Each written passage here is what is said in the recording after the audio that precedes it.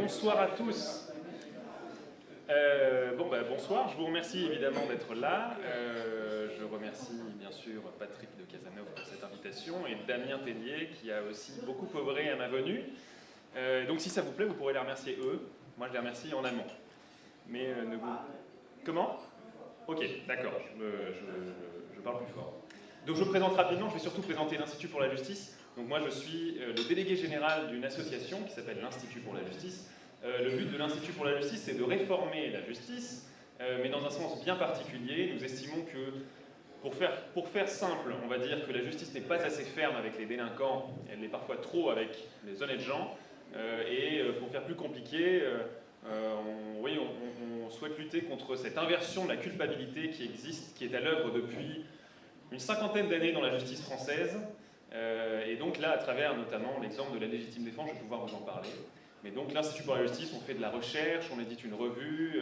Demain, à la foire aux livres, à la pause entre les conférences, mon collègue François va vous donner des livres, enfin que vous pourrez prendre, qui parlent de notre travail. Donc on fait de la recherche en criminologie, on fait du lobbying auprès des députés, et on fait de la communication sur notre cause. Donc certains d'entre vous ici m'ont dit qu'ils m'avaient vu sur CNews, ça arrive un petit peu. Pas trop souvent, heureusement, sinon j'aurais pas de vie, pour être honnête, parce que ça prend beaucoup de temps, ces news. Mais donc voilà pour l'Institut pour la justice, et je vais vous présenter une partie de notre travail à travers cet exemple qui est celui de la légitime défense.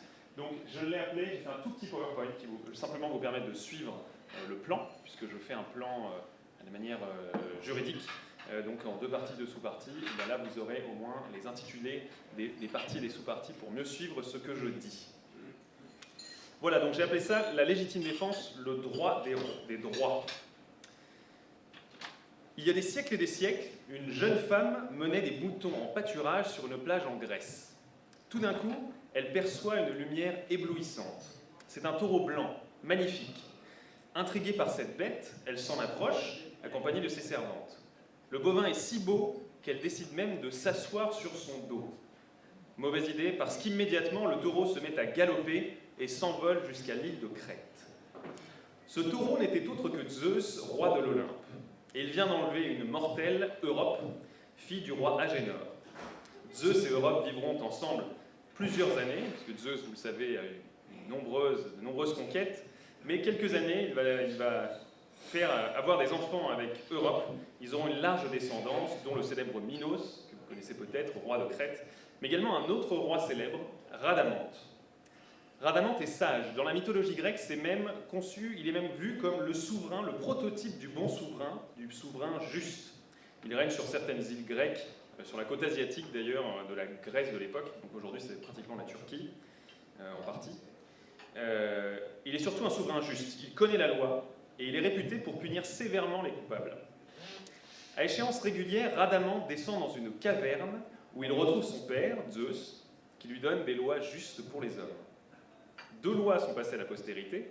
Premièrement, la loi du talion, vous la connaissez, œil pour œil, dent pour dent, qui a donc des origines hébraïques. Moi, c'est ce que je pensais avant de relire tout ça. Et en fait, pas uniquement. C'était une loi classique dans toutes les sociétés antiques ou pré-antiques. Et l'autre loi qui est passée à la postérité, c'est la loi selon laquelle un homme peut employer la force contre un agresseur. Cette loi, nous la connaissons tous aussi sous le nom de légitime défense.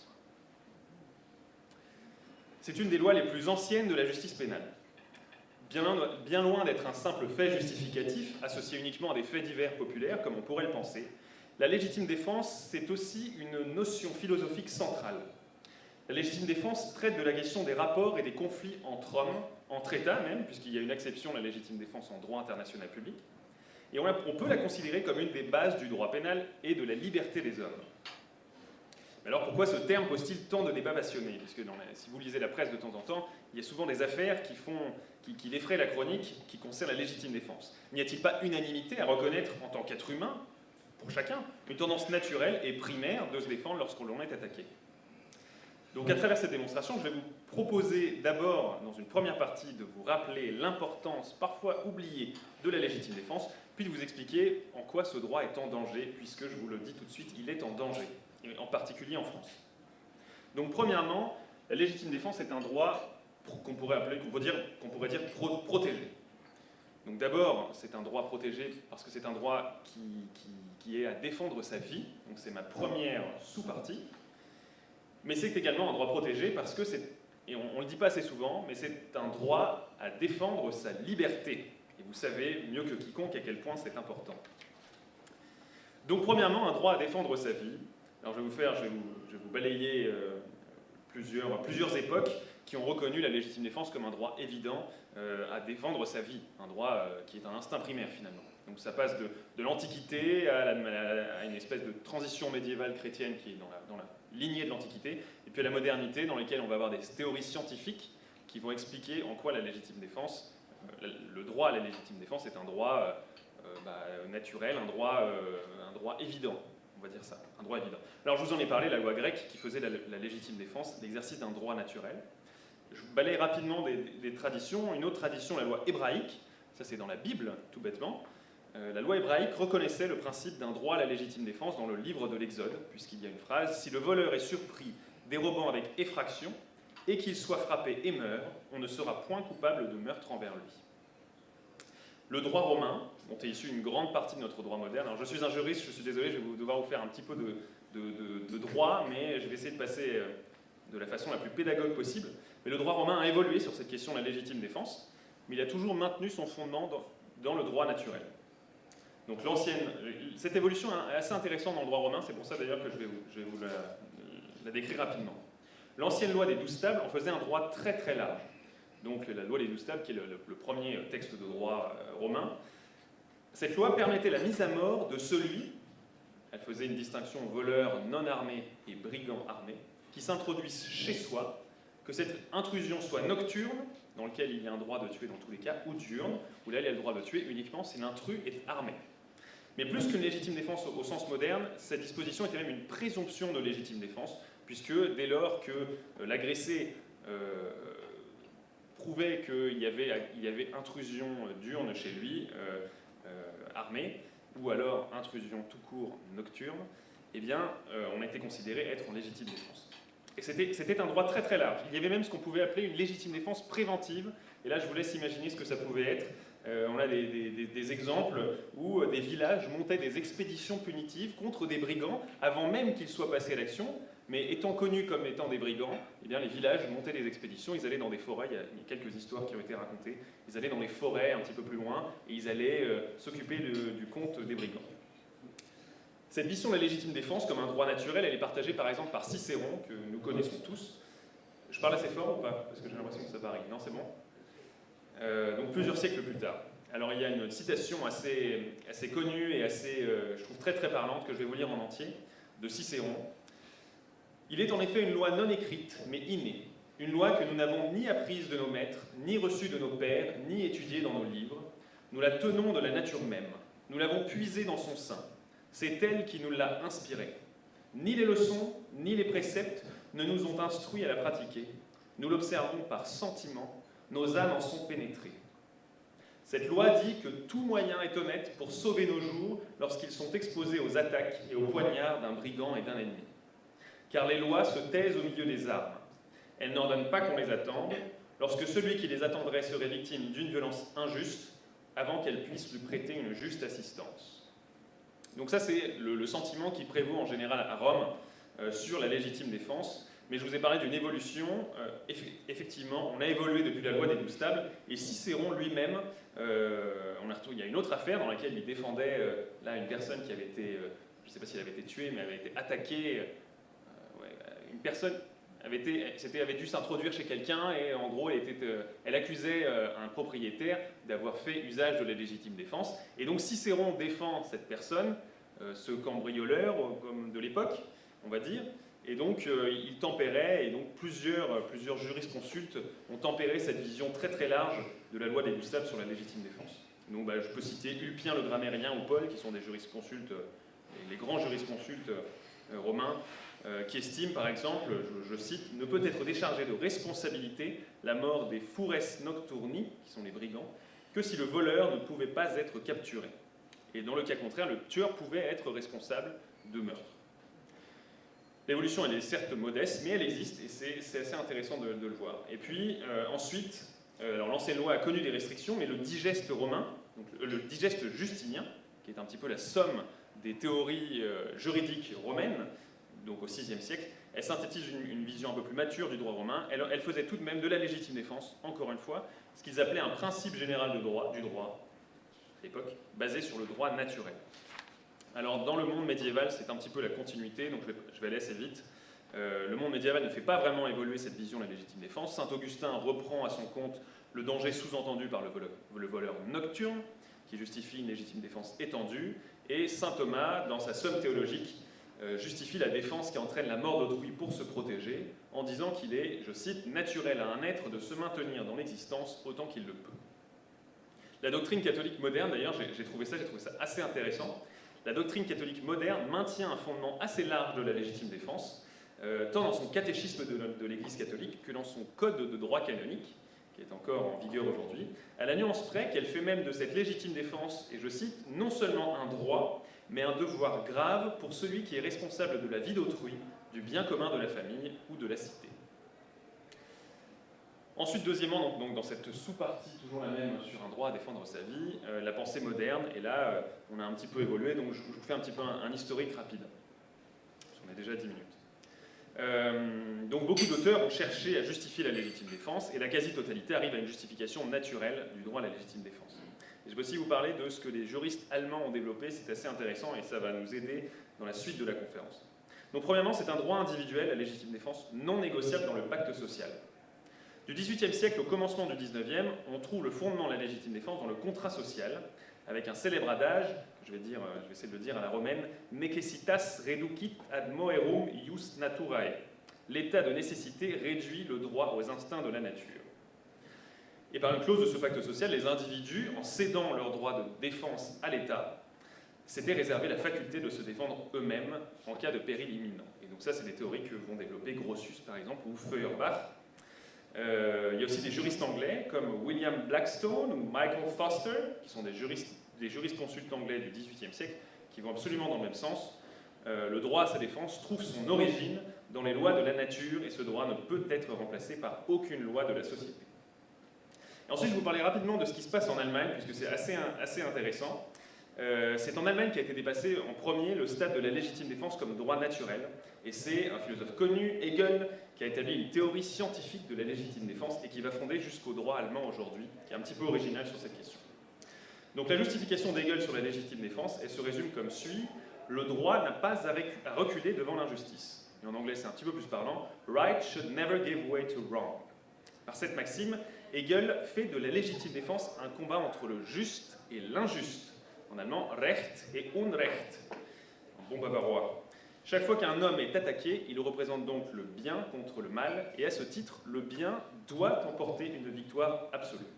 Et donc c'est une originalité qui perdure aujourd'hui dans le droit allemand, c'est cet absolutisme, on va dire, de la légitime défense, qui a une conséquence, c'est l'absence d'une des trois conditions à la légitime défense, qui est la condition de proportionnalité.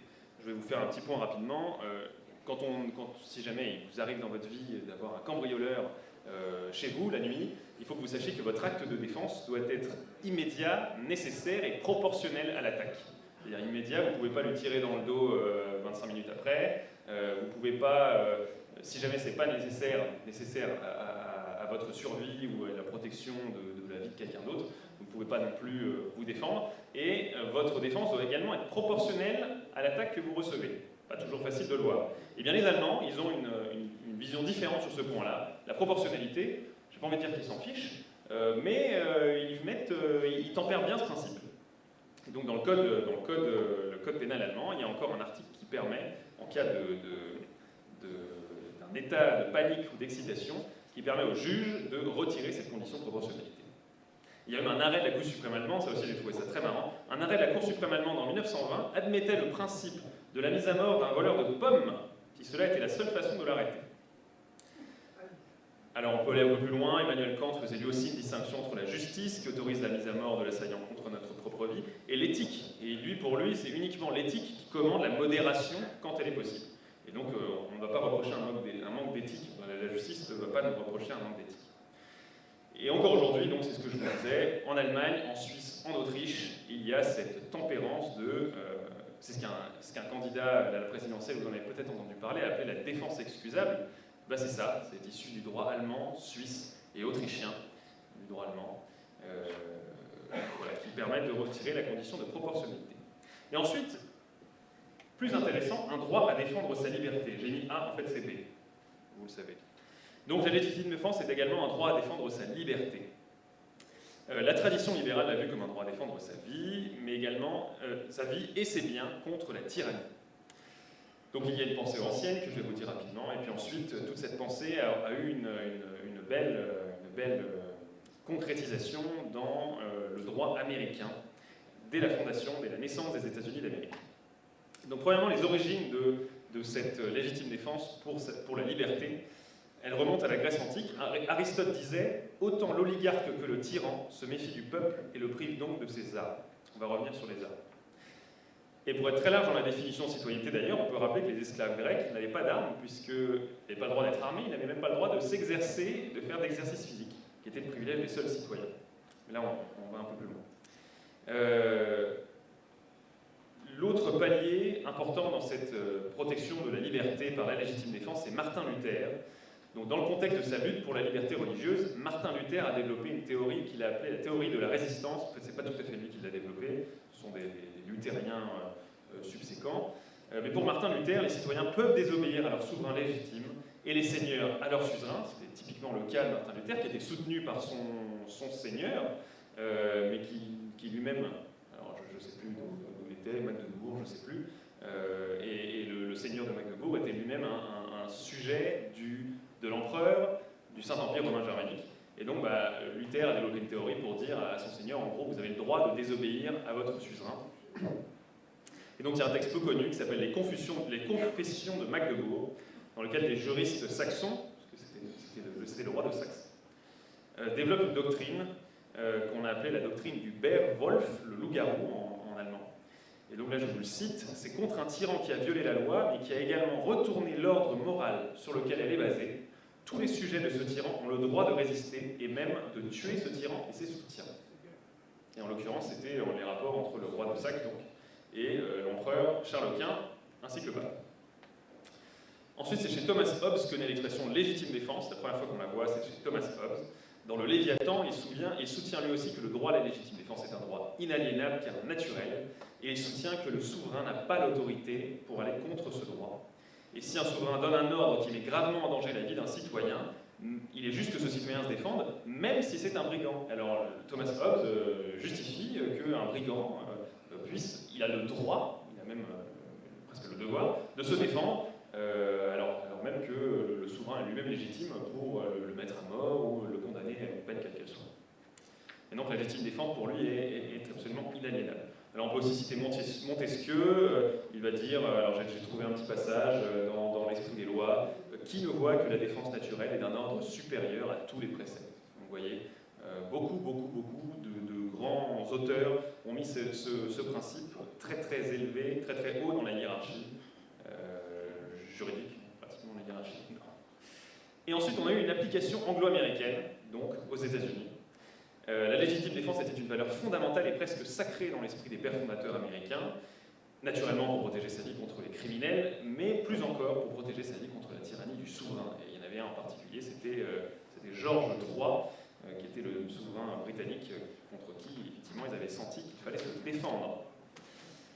Et donc là, je vais vous parler rapidement de cet esprit des fondateurs. Donc, je vais vous citer quelques pères fondateurs. Donc, Alexander Hamilton, dans les fameux papiers fédéralistes, dans lequel il dit, je vous le dis en anglais, "When a government betrays the people by amassing too much power and becoming tyrannical, the people have no choice but to exercise their original right of self-defense, to fight the government." Lorsqu'un gouvernement trahit le peuple en accumulant trop de pouvoir et en devenant tyrannique, le peuple n'a d'autre choix que d'exercer son droit originel d'autodéfense, de combattre le gouvernement. Ensuite, John Adams, autre père fondateur, qui lui aussi était président des États-Unis, il a accepté de défendre en tant qu'avocat des soldats britanniques. Et là, je vous laisse imaginer, pour un père fondateur des États-Unis, ça lui a été reproché d'ailleurs ensuite, il a accepté de défendre des soldats britanniques qui avaient tué les patriotes américains, tout ça dans l'unique but de défendre le principe de légitime défense. Et donc il dit, "We talk about liberty and property, but if we cut up the law of self-defense, We cut up the foundation of both, and if we give up this, the rest is of very little value, and therefore this principle must be strictly attended to. Il parlait de la légitime défense en disant que si on ne reconnaît pas la légitime défense quand elle l'est, quand elle doit être reconnue, on détruit la liberté et la propriété. Cette pensée s'est perpétuée, donc il y a des juges de la Cour suprême, je vous le dis au hasard, Luis Brandeis, qui est un juge assez connu, qui était juge à la Cour suprême dans les années 10, 20, 30, estimait que le droit à la légitime défense était vital. Et il disait « We shall have lost something vital and beyond price on the day when the state denies us the right to resort to force. » Ensuite, une part importante de l'esprit américain réside, et ça je vais vous en parler aussi, il fallait que je vous en parle, dans l'importance du port d'armes pour l'exercice d'une légitime défense efficace. Ça faisait vraiment partie de l'esprit des pères fondateurs, donc on est obligé d'en parler. Pour Thomas Jefferson, par exemple, la notion de légitime défense est un droit naturel dont le corollaire est le droit au port d'armes. Il va citer un passage de Cesare Beccaria, qui était pratiquement un progressiste lorsqu'il a inventé le droit pénal et la criminologie moderne. Cesare Beccaria disait « On peut regarder aussi comme contraire au but d'utilité les lois qui défendent le port d'armes, parce qu'elles ne désarment que le citoyen paisible, tandis qu'elles laissent le faire aux mains du scélérat, trop accoutumé à violer les conventions les plus sacrées pour respecter celles qui ne sont qu'arbitraires. » Cesare Beccaria, donc vraiment, ça, on ne peut pas l'accuser d'être un afro-extrémiste. Patrick Henry, autre révolutionnaire américain, avait fait un discours dans lequel il liait lui aussi la légitime défense contre le tyran au port d'armes. Et donc il disait « Gardez avec une attention jalouse la liberté publique, suspectez tous ceux qui s'approchent de ce joyau. Malheureusement, rien ne peut la préserver si ce n'est la force pure et simple. Dès que vous abandonnez cette force, vous êtes inévitablement ruiné. » Et on va citer une autre citation aussi que j'ai trouvée assez amusante, sur laquelle je suis retombé, de Nicolas Machiavel, sur le système suisse, très libéral, vous le savez.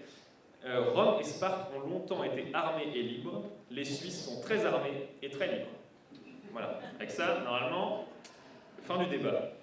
Et donc, cet esprit des lois des pères fondateurs s'est retrouvé dans des lois, dans des textes fondamentaux des États-Unis, d'Amérique. Donc, la Bill of Rights, par exemple, qui est un des textes fondamentaux à valeur constitutionnelle aux États-Unis, par plusieurs amendements, elle protège implicitement et explicitement le droit à la légitime défense, le 2e, le 3e, le 9e, le 10e amendement. Je vous parlais plus précisément, encore une fois, du 2e amendement sur le droit au port d'armes pour les citoyens américains. Eh bien, il y a eu un arrêt de la Cour suprême en 2008. Elle s'est fondée sur le 2e amendement donc cet arrêt s'appelle District of Columbia v. Heller, qui reconnaît un droit fédéral au port d'armes individuel, et là, c'est intéressant, au nom de la légitime défense. Et avant, ce n'était pas le cas, c'est 2008 qu'on a clarifié les choses. Et beaucoup d'auteurs, comme Ron Paul, que vous connaissez probablement, les Sanders Spooner, ont soutenu que le but du 2e amendement était originellement non pas de se défendre contre les crimes, mais uniquement de se défendre contre la tyrannie du gouvernement, telle que l'avaient connue les révolutionnaires contre George Bush. Il y a un autre auteur, j'ai trouvé un autre auteur, plutôt de gauche d'ailleurs, plutôt opposé au port d'armes, qui s'appelle Mike Weiser, qui estime que cet amendement avait pour but, effectivement, de défendre les droits politiques des citoyens américains. Voilà pour cette première partie. Je passe à une deuxième partie, un droit en danger. Vous voyez cette petite bande dessinée où une femme violentée poursuivie par la justice, bah oui, elle allait griffer un de ses assaillants. Alors vous imaginez, c'est complètement logique que la justice lui court après. Bah parfois, on n'est pas très loin de cette situation caricaturale. Donc je vous en parlais en 2 temps. C'est un droit dévoyé en France, la légitime défense, qui a été dévoyé. On va essayer de comprendre pourquoi. Et puis deuxièmement, je vais vous proposer des pistes, puisque c'est ça qui est intéressant, c'est qu'il y a de l'espoir au bout du tunnel, il y a une lumière, tout peut être amélioré. Si évidemment tout le monde fait ce que je dis. Ça, je plaisante. Donc c'est un droit dévoyé en France par une idéologie. Je vais commencer par ça, une puissante idéologie qu'il est important, je pense, que tout le monde ait en tête, notamment lorsqu'on parle de la justice. Dans l'après-guerre, il y a une doctrine nouvelle qui a émergé en droit pénal, qu'on appelle la défense sociale nouvelle. C'est un mouvement intellectuel français, encore une fois, qui a été représenté par Marc Ancel et qui a été résumé dans un livre judicieusement appelé La défense sociale nouvelle. L'idée maîtresse de la doctrine, c'est que la peine a pour fonction primordiale la réadaptation sociale du délinquant. Je cite, seule de nature à concilier la protection de la collectivité avec l'intérêt véritable de l'individu à qui elle restituera sa pleine valeur de personne humaine, conscient de sa dignité et de sa responsabilité. la défense sociale nouvelle entend rompre avec l'idée de peine-châtiment, en éliminant les préoccupations par lesquelles on persistait jusqu'ici à la justifier. La notion d'expiation par la souffrance, qui est conçue comme une satisfaction donnée à un idéal de justice absolue, donc mal aimé, lui apparaît vaine et définitivement périmée. Et cette défense sociale nouvelle, elle se refuse également à assigner à la peine une de ses fonctions essentielles, l'intimidation individuelle ou collective, dont la valeur pratique se révélerait à peu près illusoire. Et enfin, la défense sociale nouvelle, elle appelle même à une déjudiciarisation du droit pénal qui aurait prévalu depuis la période révolutionnaire. C'est donc une vision nouvelle de la peine qui ne doit plus punir, qui ne doit plus expier le crime, qui ne doit plus intimider. Au final, on se demande même si elle doit encore exister. Le succès, malheureusement, a été largement au rendez-vous pour cette doctrine. Et immédiatement, elle a fait sensation, elle semblait, aux yeux de tous, s'inscrire dans la modernité de ce que c'est que le droit pénal. Il y a eu beaucoup de traductions de la défense sociale nouvelle de Marc Ancel. Très proche de ça, on va pouvoir parler de Michel Foucault, également proche de la French Theory, dont on peut être si fier, qui abonde dans le même sens, avec son célèbre « surveiller et punir », puisque, outre sur son temps libre, son militantisme pour la dépénalisation de l'âge de la majorité sexuelle, il théorise dans ce livre le refus de la prison, qu'il voit comme une institution bourgeoise d'oppression des plus faibles.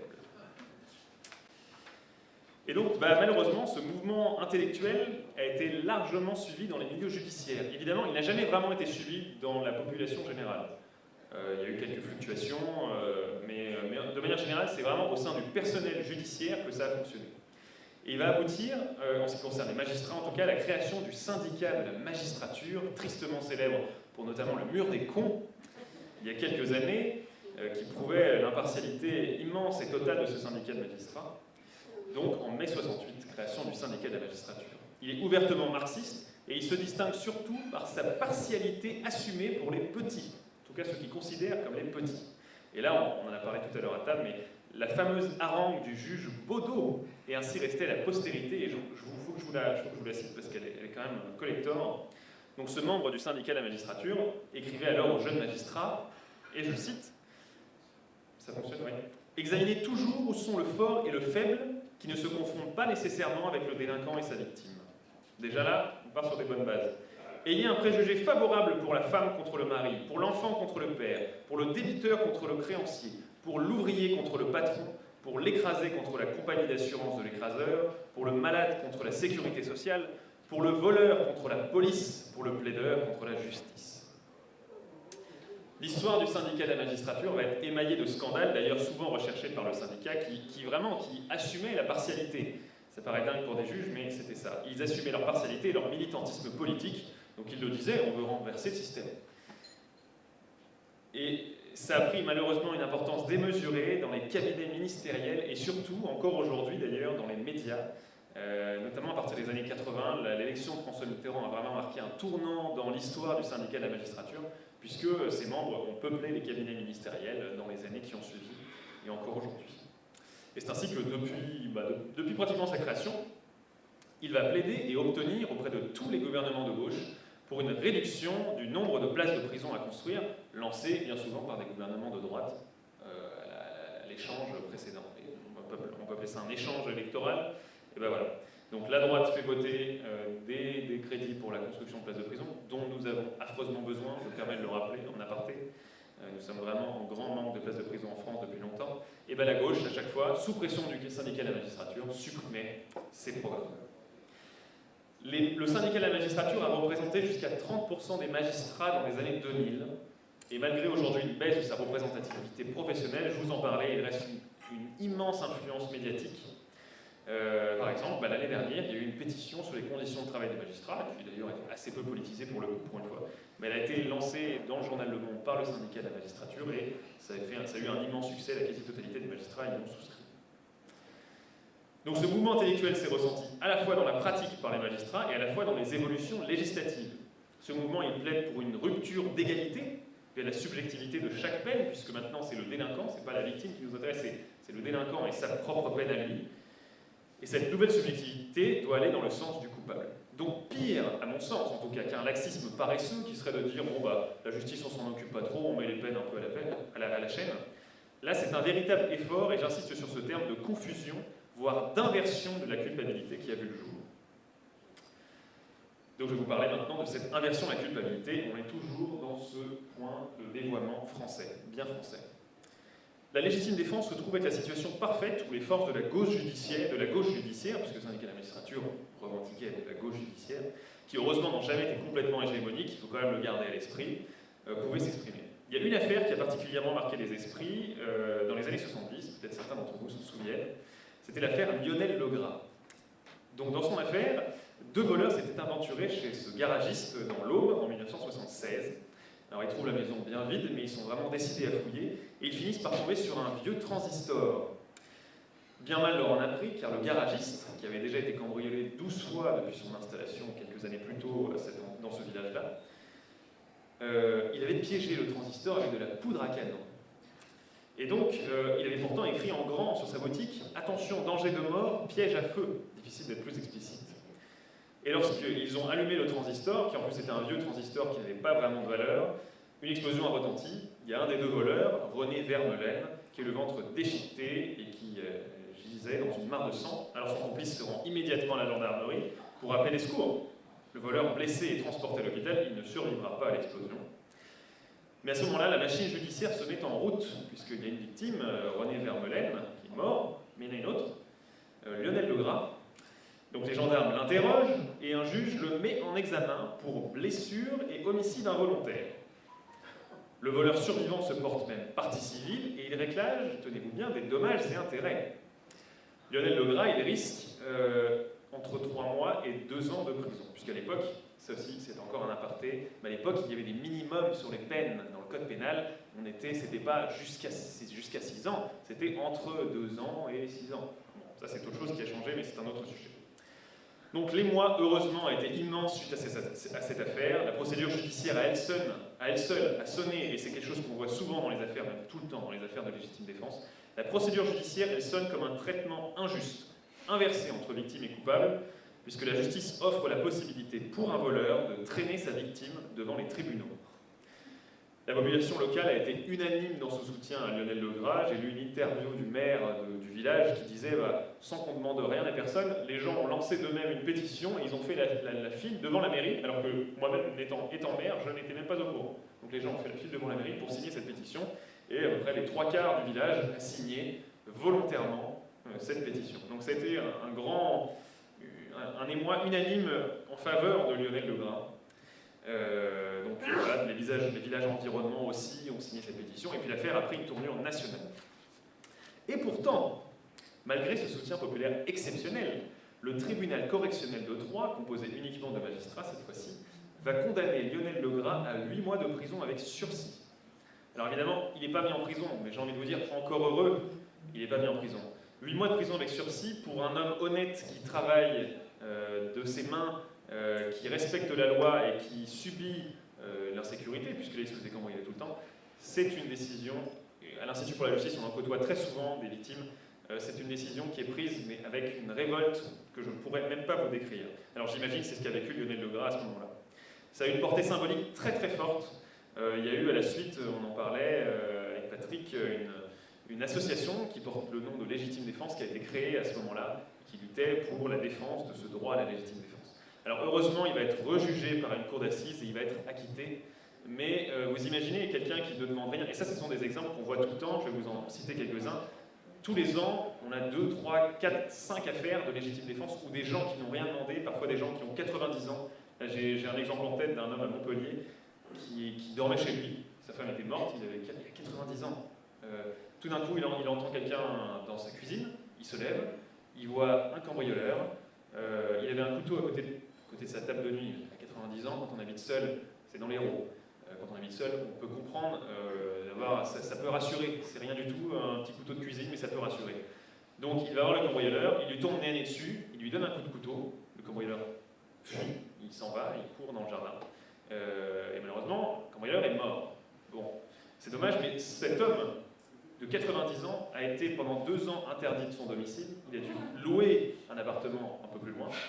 Donc vous imaginez, il a eu un traitement judiciaire lourd, il a dû avoir des rendez-vous, il n'avait pas que ça à faire à 90 ans. On n'a pas envie d'aller au tribunal répondre d'un acte qu'un homme multirécidiviste d'ailleurs, le cambrioleur, je l'ajoute, multirécidiviste qui était vraiment un habitué des cambriolages, a causé, et pour lequel on n'a rien demandé. Et je vais vous citer d'autres affaires qui vont finir moins bien que l'affaire de Lionel Legras, puisqu'il y a des gens qui sont condamnés et leur condamnation passe avec autorité de la chose jugée. On va citer par exemple Noël Basset, un restaurateur de la Creuse, qui a abattu un cambrioleur en 2004. Il a passé 2 mois en détention provisoire, donc en prison. Il a été condamné à 5 ans de prison avec sursis. Ou encore, très récent, Jean-Louis Leroux, agriculteur de la Marne, vous en avez peut-être entendu parler, c'est une affaire qui date de 2020. Il avait été cambriolé une quarantaine de fois. À chaque fois, il avait déposé plainte, il avait fait les procédures, donc on a la trace de ces 40 cambriolages. Il a tiré sur un... Alors, je vais même vous raconter l'histoire, c'est dans sa ferme, il savait qu'il y avait des cambriolages dans le coin, et donc avec 2 autres agriculteurs du coin, il faisait un petit peu des rondes. Et puis ils avaient mis un système d'alarme, et tout d'un coup ils entendent que oui, il y a eu dans une grange, il y a des cambrioleurs qui sont encore à l'action. Alors là ils y vont, alors ils ont leur fusil pour intimider un petit peu, ils sont 3. Et puis alors ils tirent en l'air, un des amis de Jean-Louis Leroux tire en l'air 2 coups pour les faire fuir, et donc les cambrioleurs fuient, sauf un, le plus jeune, qui lui fonce sur Jean-Louis Leroux. Et donc lui, Jean-Louis Leroux, va tirer. Il a tiré, alors je n'ai plus en tête, mais je crois que la victime n'est pas morte, que son pronostic vital a peut-être été engagé il y a quelques temps, mais qu'elle n'est pas morte. Aujourd'hui, a priori, elle va pas trop mal. Jean-Louis Leroux a été placé en détention provisoire, et selon les informations que j'ai, après la justice est très opaque, vous le savez, mais à mon avis c'est toujours ça, il est sous contrôle judiciaire en attendant son procès, qui devrait avoir lieu bientôt, et il a notamment interdiction de retourner dans son département d'origine. Et donc, il est obligé de vivre chez sa sœur, qui est à quelques dizaines de kilomètres de là, en dehors du département. Ces affaires de légitime défense, elles soulèvent, à chaque fois qu'elles sont connues, un grand soutien populaire, considéré par exemple, j'ai relu un vieil article du journal Le Monde dans les années 80, le journal Le Monde parlait des affaires de légitime défense comme étant du poujadisme judiciaire. Voilà. Mais en fait, c'est un élément central, à mon avis, des affaires de légitime défense. Il y a un fossé entre l'idéologie de la gauche judiciaire, qui a gagné l'ensemble pratiquement du milieu judiciaire, ou en tout cas sa pensée, dont je vous ai parlé tout à l'heure, un fossé entre cette idéologie et les aspirations des citoyens normaux. Et il y a un garde des Sceaux dont je suis très admiratif, qui était, je le disais, une fleur au milieu d'un champ de ruines de notre justice, Alain Perfit, dans les années donc, 77 à 81, résumait cette déconnexion. La société a-t-elle le droit de punir? Le discours dominant le nie, le peuple l'affirme. Je pense qu'il résume ce fossé entre les élites judiciaires et les aspirations du peuple, qui est unanime pour défendre à chaque fois les vraies victimes des affaires de légitime défense. Et ensuite, donc, je vais vous apporter quelques pistes pour protéger et mieux défendre cette légitime défense. Donc, face à un mouvement idéologique ancien, soutenu et très répandu dans le milieu judiciaire, qu'est-ce qu'on peut faire pour rétablir toute la puissance de ce droit qui est naturel, selon à peu près tous les auteurs connus? En droit français, la légitime défense, je vais faire un petit peu de technique, est un fait justificatif. C'est un concept de droit qui cause une irresponsabilité pénale. Donc, il y a l'article 122.5 du Code pénal. Et pour être retenu, l'attaque doit faire l'objet de... L'attaque dont on fait l'objet doit réunir 3 conditions. Donc, 3 conditions cumulatives sur lesquelles je ne vais pas passer parce qu'elles ne posent en général pas de problème. Mais en revanche, la défense doit elle aussi répondre à 3 autres conditions qui, elles, le plus souvent, en tout cas quand il y a un scandale, ce sont ces conditions-là qui posent problème. Donc je vous l'ai dit, la défense doit être nécessaire, simultanée et proportionnée. Donc immédiate et proportionnée. Par ailleurs, je l'ajoute aussi, donc dans le régime de la légitime défense, il y a des présomptions légitime défense qui permettent c'est un terme juridique, de renverser la charge de la preuve, c'est-à-dire c'est à la justice de prouver qu'il n'y a pas légitime défense et non pas l'inverse, puisqu'en général on doit prouver qu'on a agi en légitime défense. Donc il y a des présomptions légitime défense, il y en a 2, c'est pour repousser de nuit l'entrée par effraction dans un lieu habité. Cette présomption existe, ce qui ne veut pas dire que la justice la respecte toujours, en tout cas dans l'enquête. Et deuxièmement, c'est quelque chose qui n'a plus du tout cours, ça date de Napoléon, du Code Napoléon, pour se défendre contre les auteurs de vol ou pillage. Peut-être que ça reviendra d'ailleurs, il pourrait être utile de le garder, si vous voulez mon avis.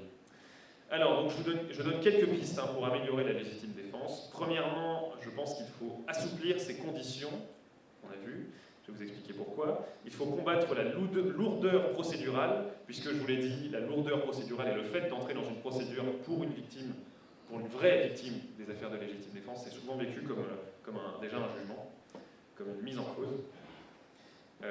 Et troisièmement, je vais vous dire quand même un mot, parce que j'en ai un petit peu parlé, et c'est important aussi de l'avoir en tête, c'est sur l'importance des armes dans l'utilisation de la légitime défense. Donc premièrement, l'assouplissement des conditions de la légitime défense. Alors moi je pense qu'il faut assouplir ces conditions.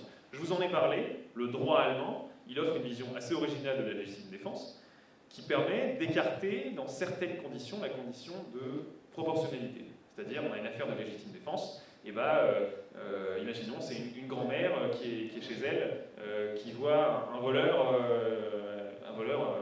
de nuit chez elle. Et si jamais elle a l'arme de son défunt mari, son fusil de chasse, et qu'elle lui tire dessus, alors même qu'il n'est pas armé et qu'il n'était pas une menace directe, le juge allemand, suisse ou autrichien pourra utiliser un article du code qui dit « Cette dame agit sous l'effet de l'excitation, de la panique », je ne sais plus quels sont les termes exacts, le code allemand, ça c'est le code suisse, mais le code allemand dit « Par confusion, peur ou terreur, si l'auteur franchit les frontières de la légitime défense, il ne sera pas puni. » Et donc moi je pense que cette possibilité, qui existe dans le code pénal suisse et autrichien également, devrait exister en France, puisqu'elle ne permet qu'une seule chose, elle permet aux magistrats, qu'on ne peut pas tellement soupçonner d'avoir un préjugé trop favorable à l'égard des propriétaires et de ceux qui se défendent. Cette disposition-là permettrait aux magistrats de dire, en l'occurrence, effectivement, j'accepte de déroger au code et aux conditions normales du code parce qu'il y a eu une situation spéciale. Voilà, donc pour première piste que je propose. Et deuxième piste, la fin des lourdes procédures judiciaires. Donc je vous l'ai dit, le lancement d'une procédure judiciaire, c'est souvent vécu comme une peine, déjà.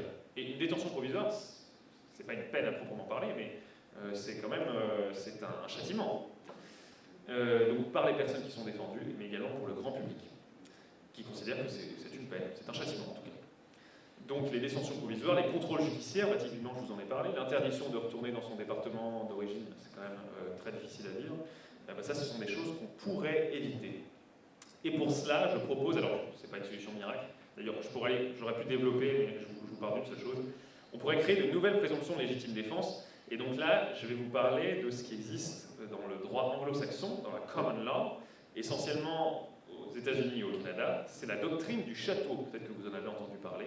Elle a été reconnue par exemple par la Cour suprême du Canada comme un, et je cite, principe fermement implanté en common law depuis l'arrêt Seaman en 1604, où est affirmé que la maison de chacun est pour lui son château et sa forteresse, tant pour se défendre contre l'injure et la violence que pour son repos. Et donc en gros, selon la doctrine du château, un propriétaire n'a pas à battre en retraite dès lors qu'une personne est entrée illégalement dans sa propriété sans qu'il la provoque et que ce propriétaire a une inquiétude raisonnable pour son intégrité physique. Donc vous voyez, c'est pas non plus le Far West, dès que quelqu'un rentre chez soi, on a le droit de tirer. Il faut qu'il y ait une inquiétude raisonnable, etc. etc. D'autant que ça, c'est une doctrine. Une doctrine, ça n'est pas un texte de droit. C'est une doctrine, juridique, qui peut influer sur les législateurs, mais ce n'est pas un texte. On n'a pas les États, le législateur, par exemple, l'État de Pennsylvanie, n'a pas à dire je ne prends pas la doctrine du château, c'est-à-dire je ne prends rien de cette situation-là, ou alors je prends la doctrine du château et alors je dois tout prendre. En fait, il y a toute une gamme de nuances.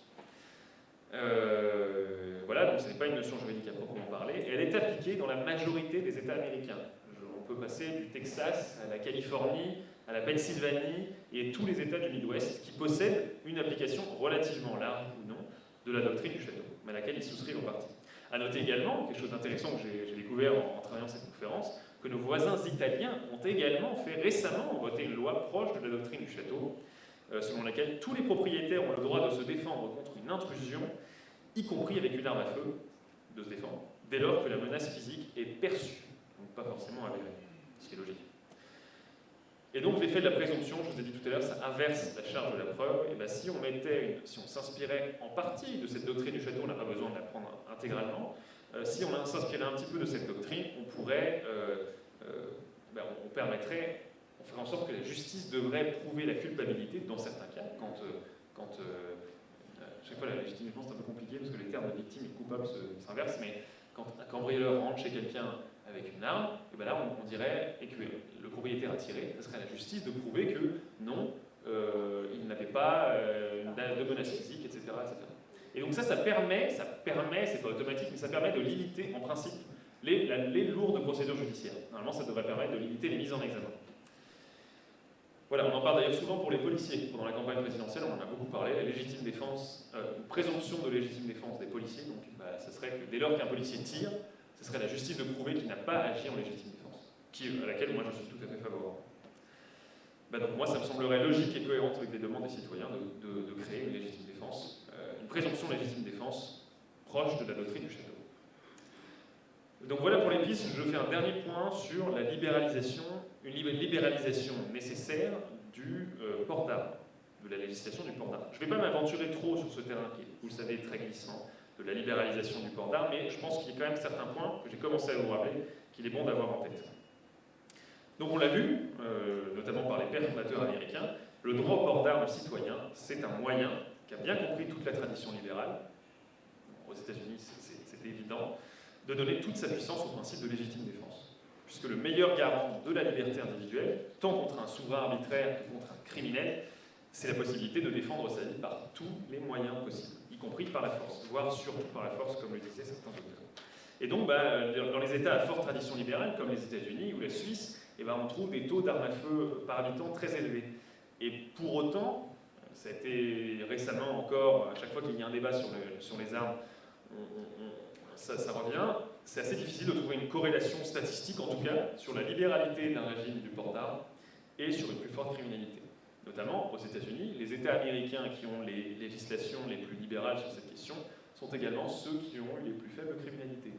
Et la Suisse est également le pays à peu près d'une taille normale, on ne va pas parler du Liechtenstein ou du Luxembourg, qui a la criminalité la plus faible d'Europe. Et pourtant, ils ont le taux d'armes le plus haut d'Europe. Mais bon, évidemment, ça pose d'autres questions à laquelle je laisse d'autres le soin de répondre. Est-ce que les Français sont aussi responsabilisés que le sont les Suisses? Est-ce que l'opinion française accepterait de mettre en place des exceptions de bon sens, comme il existe en Suisse? Typiquement, en Suisse, il y a une interdiction, c'est écrit dans le code pénal, interdiction pour les Sri Lankais, les Serbes, les Kosovars, les Algériens, les Bosniaques, de posséder d'armes à feu. Voilà. Et ça, on peut se dire que c'est... J'avais lu une interview d'un jeune Suisse qui dit oui, chez nous, le bon sens passe avant le politiquement correct. Effectivement, c'est politiquement incorrect. Mais c'est effectivement aussi du bon sens. Cette législation date notamment de la guerre en Yougoslavie. Oui, les Serbo-Croates avaient une tendance à avoir plus d'armes et à être plus violents que le Suisse moyen. Oui, qui l'eût cru? Et puis, je lance d'autres questions à laquelle, encore une fois, je ne vais pas répondre. Est-ce qu'il est raisonnable, dans le contexte sécuritaire français actuel, de prendre un risque? Voilà, je ne sais pas. Je laisse à d'autres la possibilité de trancher ce débat. D'ailleurs, je crois qu'il n'était pas passé. Voilà, la deuxième. Je vous laisse admirer cette photo que j'ai trouvée assez explicite. Les gens trespassers, ce sont les gens qui payent sur les propriétés. Will be shot on site, je ne sais pas si vous voulez dire à vue ou sur le lieu. Dans les deux cas, ça ne donne pas très envie. Et puis, voilà. Et donc je terminerai par une petite conclusion. Je crois que je suis pile à 45 minutes. Il me reste... Ouais, je dépasse de minutes. Le bon roi Rhadamante, dont je vous ai parlé en introduction, qui a institué la légitime défense dans le monde d'Homère, avait de nombreux demi-frères. Parmi eux, un autre fils de Zeus, le plus célèbre des héros grecs, vous connaissez, c'est Héraclès. En fils de Zeus, Héraclès avait reçu une éducation avec les meilleurs des professeurs. Et c'est ainsi que pendant un cours de lyre que lui dispensait Linos, le plus grand joueur de lyre de toute la Grèce, toute l'histoire de la Grèce, Héraclès, qui était un mauvais élève, s'attira les foudres de son professeur. Linos, déjà âgé, entreprit de battre son élève récalcitrant. Belle erreur, bien mal lui en a pris, puisque le jeune Héraclès, âgé de 10 ans à peine, attrapa sa lyre et tua le vieil homme d'un seul coup. Traduit en justice pour son acte, il ne plaida pas sa minorité pour sa défense, comme on ferait aujourd'hui, mais tout simplement la loi de son demi-frère, Rhadamante, sur la légitime défense. Et il fut acquitté. Si Hercule ou Héraclès était né en France au XXIe siècle, moi je peux vous le dire, il aurait passé plusieurs mois, voire plusieurs années sous contrôle judiciaire, peut-être même en détention provisoire. Une pétition aurait fini par être lancée en soutien à ce demi-dieu persécuté par la justice, et après des années de mobilisation, le fils de Zeus n'aurait écopé que d'une condamnation de 12 mois avec sursis, indulgente, aurait dit l'ensemble du monde judiciaire, Héraclès aurait fini par écrire un livre de témoignages, et je pense que les écuries d'Augias sortiraient encore à plein nez le cheval, jamais nettoyé par leur divin agent d'entretien. Je vous remercie.